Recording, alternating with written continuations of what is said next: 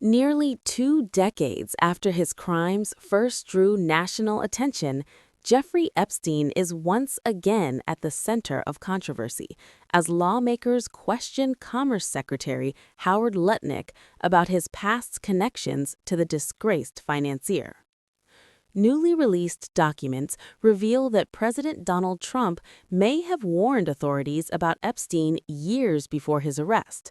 According to an FBI interview summary, Trump reportedly called the Palm Beach police chief at the time, Michael Ryder, expressing relief that officials were finally taking action.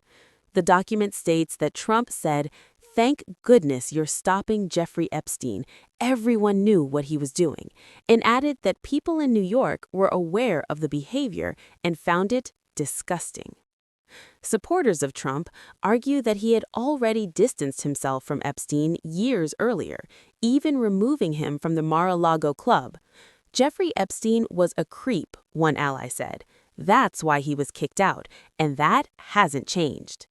However, in a 2019 interview, Trump said, "No, I had no idea," when asked about Epstein's activities, raising questions about the timeline of events. Ryder declined to comment to reporters, but previously told the Miami Herald that his conversation with Trump took place in the summer of 2006. According to the FBI summary, Trump said he was once in Epstein's presence when teenagers were nearby, but claimed he got the hell out of there. The document also notes that Trump described Epstein's convicted associate, Ghislaine Maxwell, as evil and urged authorities to focus on her.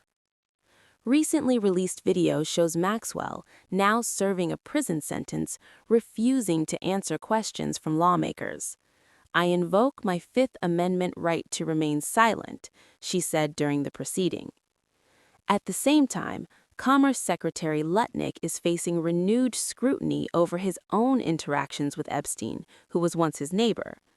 Lutnick previously stated that after a 2005 meeting, he and his wife agreed never to be in the same room with Epstein again, calling him a disgusting person. But Department of Justice records indicate Lutnick later had additional contact. When asked whether he visited Epstein's private island, Lutnick acknowledged having lunch with him while traveling by boat during a family vacation. "My wife was with me, along with our 4 children and their nannies," he said, describing the encounter as brief. As investigations continue, the Epstein case continues to cast a long shadow over prominent figures in politics and business, even years after his death.